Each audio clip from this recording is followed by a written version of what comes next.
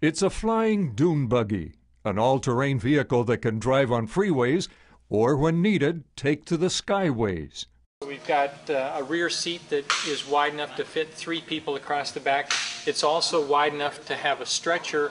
Popular Mechanics called this missionary inventor one of the 10 most brilliant innovators of 2009. It's hard for people who live in a developed world to understand that there are lots of parts of the world that really are beyond roads. Steve Saint knows what he's talking about.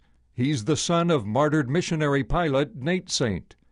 Their story is told in the movie End of the Spear, which relives the deadly attack by jungle natives when Nate and his friends tried to reach them with the gospel.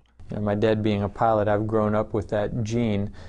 But, Christ's commission to us was to go to parts of the world where the gospel hasn't reached and where his church doesn't exist, to plant the church. Airplanes are part of the go in missions.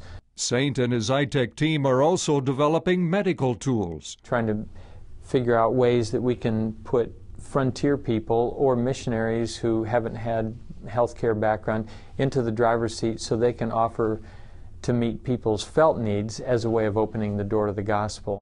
iTech's dental operatory fits in a backpack and includes a solar-powered electric drill. Saint has trained people on 4 continents how to fix teeth.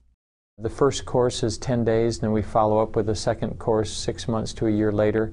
And now we have, in several parts of the world, we have people who had no healthcare background who've become so expert at doing this in frontier areas that they're now training other God followers to be dental techs.